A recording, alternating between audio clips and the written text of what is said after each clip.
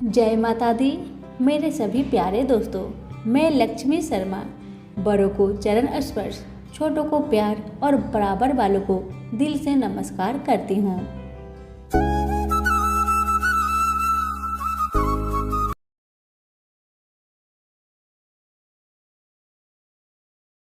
आज सोमवती अमावस्या पर मैं आप सभी को सुनाने जा रही हूँ 5 पुण्यफल देने वाली कथाएं।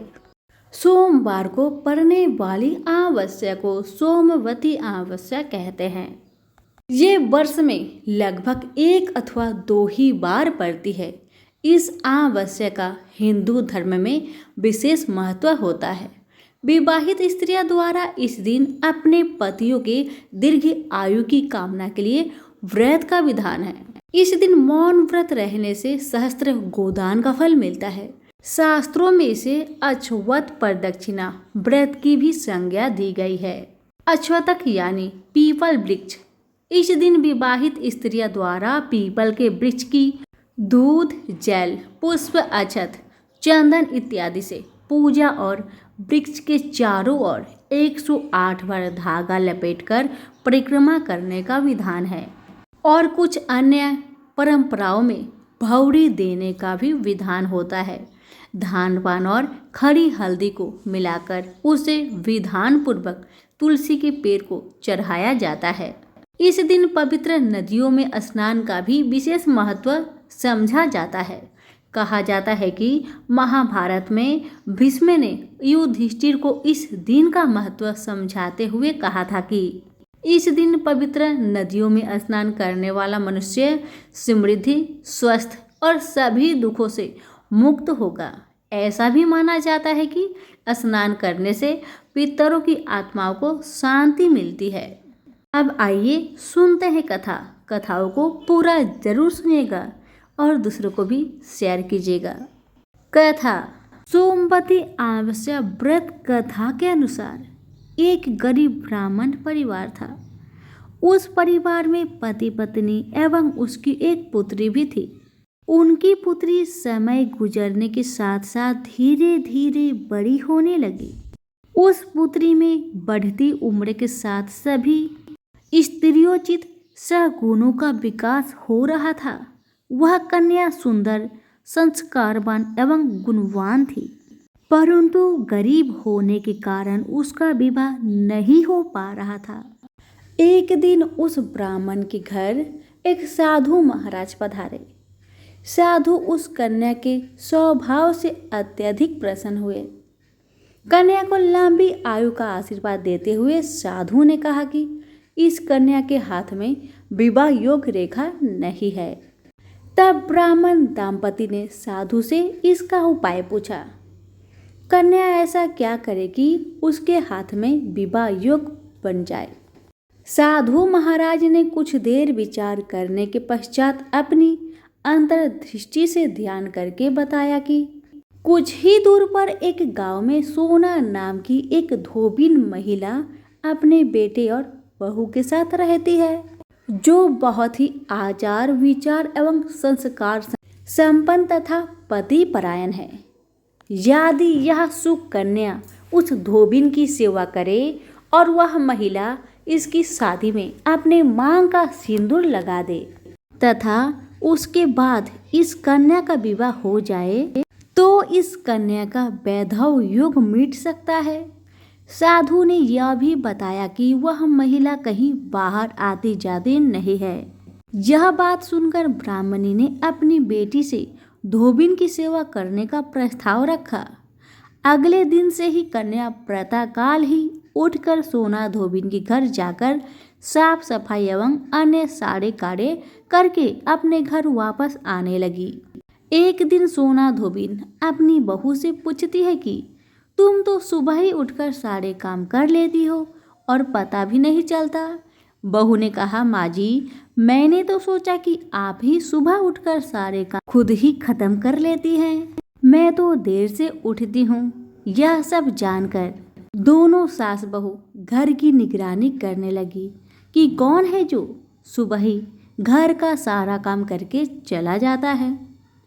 कई दिनों के बाद धोबिन ने देखा कि एक कन्या मुंह में ढके अंधेरी में घर में आती है और सारे काम करने के बाद चली जाती है। जब वह कन्या जाने लगी तो सोना धोबिन उसके पैर पर गिर पड़ी और पूछने लगी कि आप कौन हैं और इस तरह छुपकर मेरे घर की चाकरी क्यों करती है। तब कन्या ने साधु द्वारा कही गई सारी बात बताई। सोना धोबिन पति परायण थी, अतः उसमें तेज था। वह तैयार हो गई। सोना धोबिन के पति थोड़ा अस्वस्थ थे। उसने अपनी बहू से अपने लौट आने तक घर पर ही रहने को कहा। सोना धोबिन ने जैसे ही अपनी मांग का सिंदूर उस कन्या की मांग में लगाया, सोना धोबिन का पति मर गया। उसे इस बात का पता चल गया। वह घर से निराजल ही चली थी। यह सोचकर कि रास्ते में कहीं पीपल का पेड़ मिलेगा तो उसे भौरी देकर और उसकी परिक्रमा करके ही जल ग्रहण करेगी। उस दिन सोमवती अमावस्या थी। ब्राह्मण के घर मिले पूरे पकवान की जगह उसने ईंट के टुकड़ों से 108 बार भौरी देकर 108 बार पीपल के पेड़ की परिक्रमा की और उसके बाद जल ग्रहण किया। ऐसा करते ही उसके पति के मृत शरीर में वापस जान आ गई। धोबिन का पति फिर से जीवित हो उठा। सभी प्रेम से बोलिए भोलेनाथ की जय हो। एक दिन जब राजा श्वेत केतु का जीवन काल समाप्त होने को था और वह भोलेनाथ की आराधना में लीन थे, तब चित्रगुप्त ने यमराज से कहा था कि राजा श्वेत केतु की आयु अब पूरी हो चुकी है, अब उनके प्राण हरण करने का समय है। तब यमराज ने अपने दूतों को आज्ञा दी कि वे जाए और श्वेत केतु के प्राण हर लाए। यमदूत राजा श्वेत केतु के पास पहुंचे तो वह शिव मंदिर में थे। दूत बाहर ही खड़े हो गए। श्वेत केतु गहरे ध्यान में थे। बहुत देर हो गई, न श्वेत केतु का ध्यान टूटा न यह दूत हिले। दूत बिना अपना काम किए खड़े रहे। जब वे वापस नहीं पहुंचे तो यमराज ने विलंब होते देखा तो कालदंड संभाला और खुद चल पड़े। दूतों के आने में देरी होने के चलते यमराज स्वयं ही राजा श्वेत केतु के प्राण हरने पहुंचे, लेकिन वहां उन्होंने देखा कि वह तो महादेव की साधना में लीन है। अब तो वह सोच में पड़ गए कि इसके प्राण कैसे हरे। उन्होंने सोचा कि यह अभी पूरी तरह शिव पूजा में डूबा है। इस स्थिति में शिव पूजा का उल्लंघन नहीं किया जा सकता। तब वह भी बाहर ही खड़े हो गए। उधर जैसे ही काल की इसकी सूचना मिली तो उन्होंने तलवार निकाली और शिव मंदिर में जा घुसे।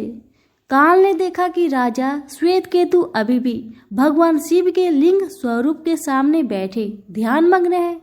वह झटपट आगे बढ़ा और जैसे ही उसने राजा श्वेत केतु का सिर काटने के लिए तलवार उठाई, शिव ने अपना तीसरा नेत्र खोलकर काल की ओर देखा। भोलेनाथ का तीसरा नेत्र खुलते ही काल वही राजा श्वेत केतु के सामने जलकर भस्म हो गया। थोड़ी देर बाद जब राजा श्वेत केतु का ध्यान टूटा, उन्होंने अपने आंखें खोली तो राख में बदल चुके काल को देखा। उन्हें चिंता हुई कि यह कौन है और क्या है। श्वेत केतु ने भगवान शिव से पूछा, हे भोलेनाथ, यह किसकी राख है? इसे किसने और क्यों जलाया? तब भोलेनाथ ने बताया कि यह काल था जो कि तुम्हारे प्राण हरने आया था। राजा श्वेत केतु ने कहा कि हे महाकाल, यह तो आपकी आज्ञा से तीनों लोक में विचरता है, लोक को नियंत्रण में रखता है। इसी के भय से तो लोग पुण्य कार्य कहते हैं। आप इन्हें अति शीघ्र जीवन दान दे दे। शिव जी की कृपा से काल जी उठा और उसने उठते ही श्वेत केतु को अपने गले से लगाकर बोला, राजा, तुम जैसे तो तीनों लोक में कोई नहीं है। तुमने तो अजय काल को भी जीत लिया। जीवन दान पाकर काल और यमराज ने कहा कि जैसे जातक जो शिव जी के परम भक्त है, सच्चे मन और पूरी श्रद्धा से महाकाल की पूजा में लीन रहते हैं, सिर पर जटा और गले में रुद्राक्ष पहनते हैं, विभूति का त्रिपुंड ललाट पर लगाते और पंचाक्षर मंत्र का जप करते हैं, उन्हें कभी भी अकाल मृत्यु का ग्रास नहीं बनना पड़ेगा। कथा के अनुसार इस आशीर्वाद के बाद श्वेत केतु ने लंबे समय तक राज किया और फिर महाकाल की कृपा पाकर उनमें ही विलीन हो गए। तो सभी प्रेम से बोले महाकाल की जय हो, भोलेनाथ की जय हो। इस व्रत की कथा का उल्लेख स्कंद पुराण में इस प्रकार हुआ है। प्राचीन काल में चित्रवर्मा नाम का एक राजा आर्यवर्त में राज करता था। वह धर्म की मर्यादाओं को रक्षक, सब यज्ञों का याचक, शरणगतों का रक्षक और दुष्टों के लिए साक्षात काल के समान था। इसके अलावा सभी अच्छे कार्य करने और शिव व मुकुंद की भक्ति में उसे विशेष रुचि थी। उसकी कई रानियां थी, किंतु किसी भी रानी से पुत्र न था। अतः बहुत लंबे समय बाद उसको एक सुंदर कन्या प्राप्त हुई। उसका नाम सीमंतिनी रखा गया। जब उसने उत्सुकता बस ज्योतिषियों से कन्या का भविष्य पूछा तो किसी ने उत्तम तो किसी ने उसे दुर्भाग्यपूर्ण बताया। एक ज्योतिषी ने तो यहाँ तक कह दिया कि कन्या विवाह उपरांत शीघ्र ही विधवा हो जाएगी। इस पर राजा ने यह सोचकर संतोष कर लिया कि भगवान की जो इच्छा होती है वही होता है। जब सीमंतिनी बड़ी हो गई तो उसने अपनी सखी से अपने विधवा हो जाने की भविष्यवाणी जानी। दुखी होकर उसने मुनि याज्ञवल्क्य जी की पत्नी मैत्री से पूछा, हे माँ, मैं भयभीत होकर तेरे चरणों में आई हूँ, मुझे सौभाग्य करने वाला कुछ उपाय बता दे। मुनि की पत्नी ने उसे शिव सहित भवानी की शरण में जाने की सलाह दी और सोमवार के दिन एकाग्र मन से शिव गौरी का पूजन कर उस दिन उपवास करने, स्नान कर स्वच्छ वस्त्र पहनने, पूर्ण श्रद्धा से पूजन करके 1 वर्ष तक इस व्रत को पूर्ण कर उद्यापन करने को कहा। मुनि पत्नी ने कहा कि इससे आई हुई अत्यंत आपत्ति को भी पार करके तुम शिव पूजा के प्रभाव से इस महाभय से पार हो जाओगी। राजपुत्री सीमंतिनी ने उसी प्रकार व्रत को विधि विधान अनुसार करना शुरू कर दिया। अपने गुरु की आज्ञा से राजा चित्रवर्मा ने अपनी पुत्री सीमंतिनी का विवाह बड़े धूमधाम से राजकुमार चंद्रागद के साथ कर दिया। कुछ माह बाद जब राजकुमार यमुना में सैर करने के लिए नाव में बैठकर चला तो नाव के भंवर में फंसने से मल्ला सहित वह डूब गया। सभी तरफ हाहाकार मच गया। साध्वी सीमंतिनी ने भी पति लोक जाने की इच्छा व्यक्त की तो पिता ने उसे समझा बुझाकर रोका, इसलिए वह विधवा जीवन बिताने लगी। लेकिन उसने सोमवार का व्रत करना नहीं छोड़ा। यूं तो राजकुमार चंद्रागद यमुना में डूब चुका था, लेकिन जल कीड़ा में लगी हुई एक नाग कन्या ने डूबे हुए राजकुमार को देखा तो वह उसे पाताल लोक में ले गई। वहां उसे सभी नाग कन्याओं ने घेर लिया। नागराज तक्षक ने उसके बारे में पूछा तो राजकुमार ने बताया कि वह राजा नल के पुत्र इंद्रसेन का पुत्र है। फिर उसका विस्तृत परिचय दिया और बताया कि यह महादेव का भक्त है, जो तक्षक ने प्रसन्न होकर उसे नदी के ऊपर पहुंचा दिया। सोमवार के दिन जब सीमंतिनी स्नान करने सखियों के साथ उस नदी पर पहुंची तो राजकुमार को जीवित देखकर फूली न समाई। राजा इंद्रसेन ने अपने पुत्र को राज्यभार सौंप दिया। सीमंतिनी के साथ चंद्रागद ने वर्षों तक सुख भोगा और 8 पुत्र व 1 पुत्री को पाया। इस तरह शिव पूजन करके सिमतिनी को पति और अन्य सुखों की प्राप्ति हुई। तो सभी प्रेम से बोलिए हर हर महादेव, माता पार्वती की जय हो। श्री कृष्ण भगवान जी का वचन है कि जो प्राणी इस गर्भ गीता का सद्भावना से विचार मनन करता है सो पुरुष फिर गर्भवास में नहीं आता। अर्जुनोवाच, हे कृष्ण भगवान, यह प्राणी जो गर्भ विषे आता है सो किस दोष को करके आता है? हे प्रभु जी, जब यह जन्मता है, जब इसको जरा आदि रोग लगते हैं, फिर मृत्यु होती है।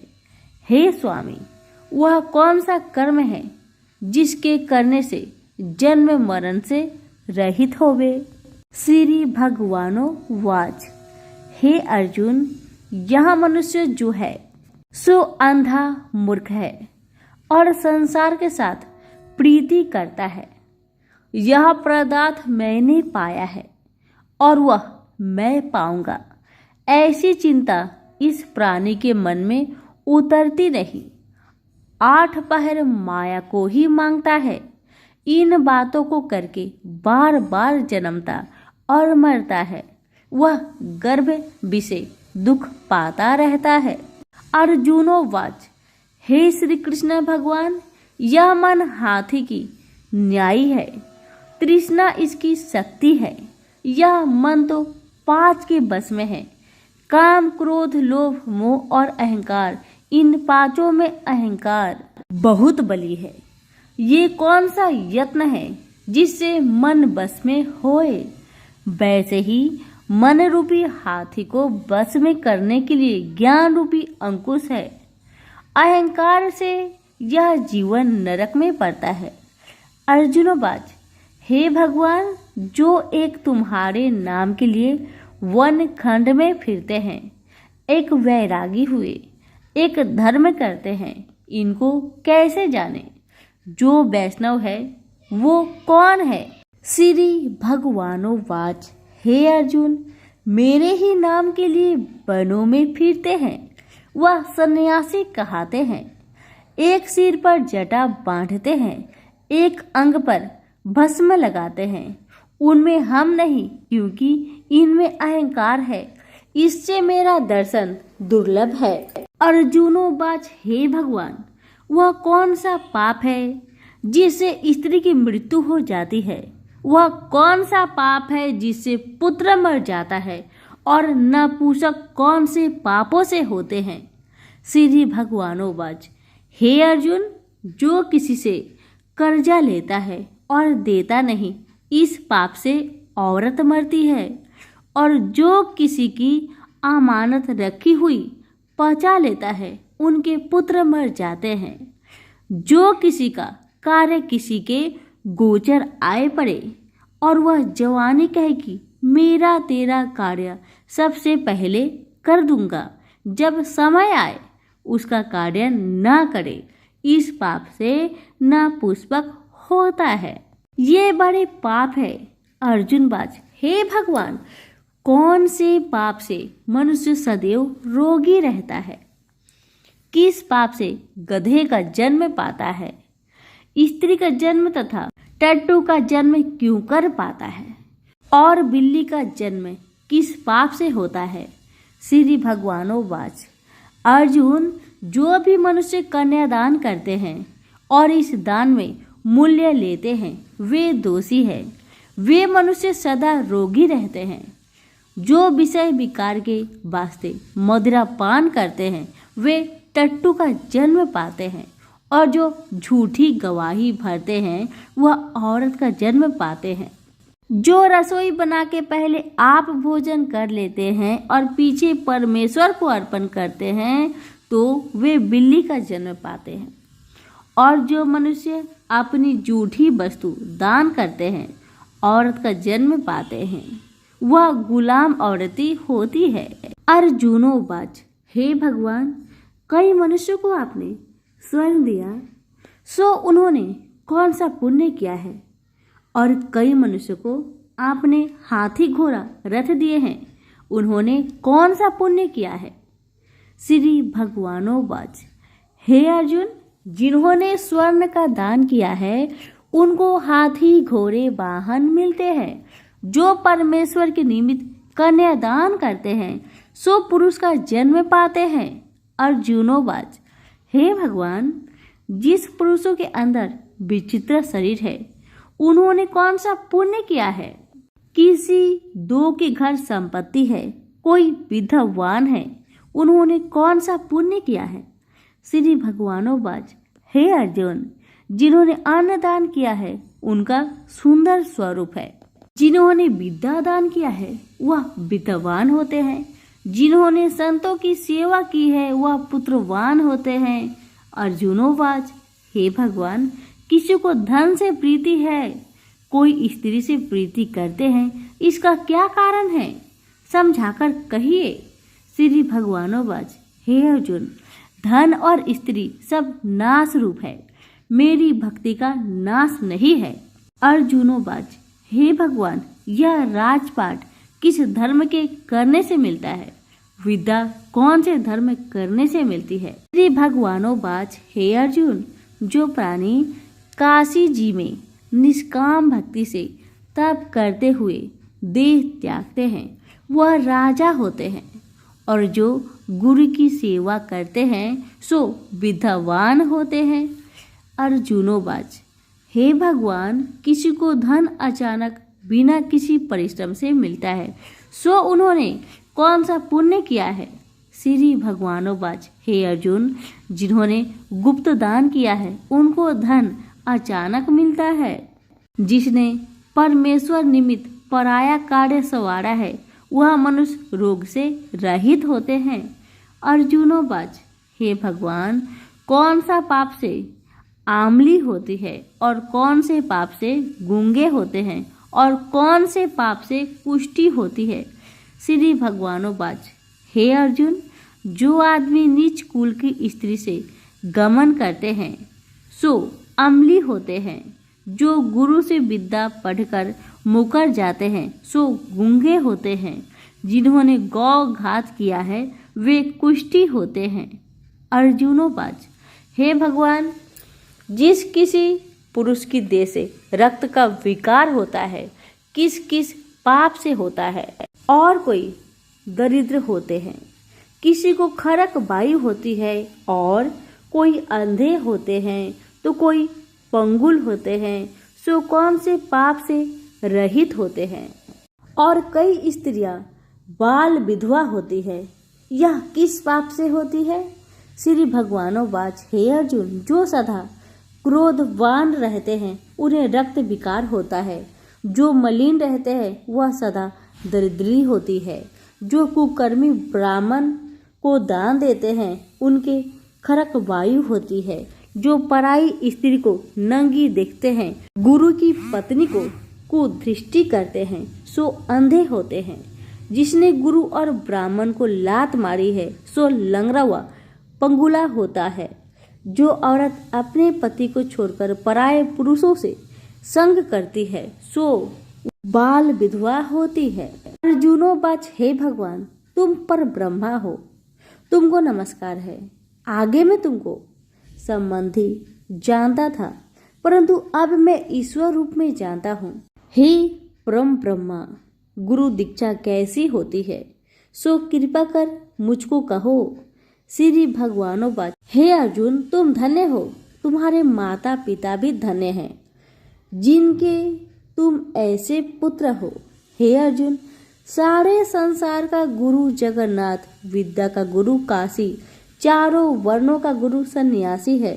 सन्यासी उसको कहते हैं जिन्हें सबका त्याग करके मेरी प्रति मन लगाया हो, सो ब्राह्मण जगत गुरु है। हे अर्जुन, यह बात ध्यान देकर सुनने की है। गुरु कैसा करे?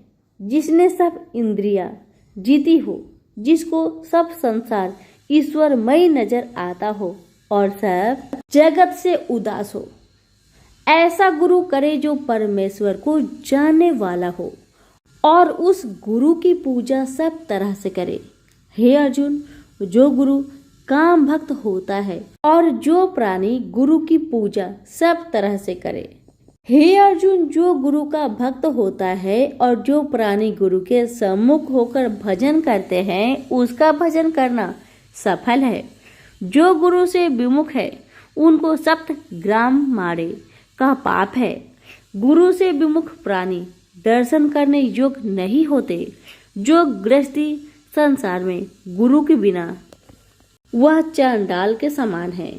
जिस तरह मदिरा का भंडार हो उसमें जो गंगा जल है सो अपवित्र है, इसी तरह गुरु से विमुख का भजन सदा अपवित्र होता है। उसके हाथ का देवता भी नहीं लेते, उसके सब कर्म निष्फल है।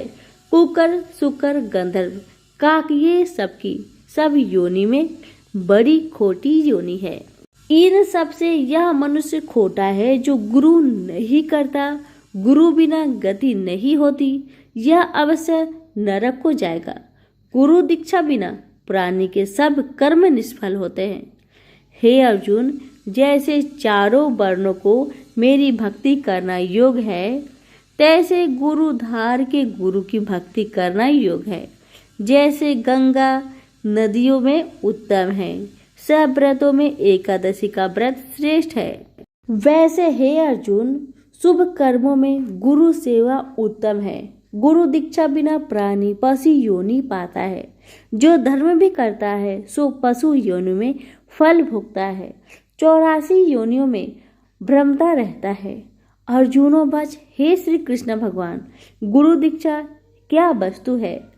श्री भगवानो बच, हे अर्जुन, धन्य जन्म है तेरा जिसने यह प्रश्न किया है, तू धन्य है। गुरु दीक्षा के 2 अक्षर है। हरिओम इन अक्षरों को गुरु कहता है। यह चारों वर्णों को अपनाना श्रेष्ठ है। हे अर्जुन, जो गुरु की सेवा करता है उस पर मेरी प्रसन्नता है। वह 84 से छूट जाएगा, जन्म मरण से रहित हो नरक नहीं भोगता है। गुरु की सेवा करता है उसको कई अश्वमेघ यज्ञ के पुण्य का फल मिलता है। गुरु की सेवा मेरी सेवा है। हे अर्जुन, हमारे तुम्हारे संवाद जो पढ़ेगा सो गर्भ के दुख से बचेगा, 84 कट जाएगी। इससे इस पाठ का नाम गर्भ गीता है। श्री कृष्ण भगवान जी के मुख से अर्जुन ने श्रवण की है। गुरु दीक्षा लेना उत्तम कर्म है। उसका फल है कि नरक से वह 84 से जीव बचा रहता है। भगवान बहुत प्रसन्न होते हैं। सभी प्रेम से बोले श्री कृष्ण भगवान की जय। बहुत समय पहले की बात है। एक गांव में एक मालिन अपने 4 बेटों के साथ रहती थी। उस मालिन की पति की मृत्यु हो चुकी थी और उसकी सास उसे बहुत ताने मारती थी, दिन रात बातें सुनाया करती थी। इसी तरह दुख से जीवन बीतने लगा। एक दिन की बात है, सास ने मालिन और उसके 4 बेटे को घर से निकाल दिया। मालिन और उसके 4 बच्चे चलते चलते जंगल में एक पेड़ के नीचे बैठ गए और उसी से थोड़ी सी दूर में एक गणेश जी का भव्य मंदिर था। लोग वहां भगवान के दर्शन के लिए आते, पूजा पाठ करते, प्रसाद चढ़ाते और लोगों को बांटते थे और मालिन और उसके बच्चे को प्रसाद दे जाते थे और उसी प्रसाद को खाकर मालिन और उसका बच्चे का गुजारा चल जाता था। एक दिन मालिन ने सोचा, अगर हम मंदिर के बाहर फूलों की माला बेचेंगे या कुछ फूल बेचेंगे तो हमारी कमाई भी हो जाएगी और हमारा गुजारा भी हो जाएगा। ऐसा सोचकर दूसरे दिन मालिन अपने बच्चों के साथ जंगल में गई और ढेर सारा फूल तोड़कर लाई, माला बनाई और कुछ फूलों को ऐसे ही टोकरी में लेके मंदिर के सामने बैठ गई। अब तो उनकी बिक्री अच्छी होने लगी। इतना आमदनी होने लगा कि उन्हीं पैसे से उन लोगों ने एक छोटा सा दुकान और घर खरीद लिया। अब तो मालिन और उनके बच्चे अपने दुकान में फूल माला के साथ साथ पूजा के सारी सामग्री भी रखने लगे। अब तो हर रोज मालिन और उसके बेटे पहले गणेश जी की पूजन करते, फिर अपने दुकान को लगाते थे। इस कारण मालिन और उसका बेटा पर गणेश जी का बहुत कृपा था। उसी मंदिर में एक राजकुमारी गणेश जी के दर्शन को रोज आया करती थी। उसने जब मालिन के बेटे को देखा तो उसे मालिन का बेटा पसंद आ गया, क्योंकि मालिन का बेटा बहुत सुंदर था। अब राजकुमारी महल में जाने के बाद अपनी भाभी से कहने लगी, भाभी मुझे एक लड़का पसंद आ गया है, मैं उसी से विवाह करूंगी।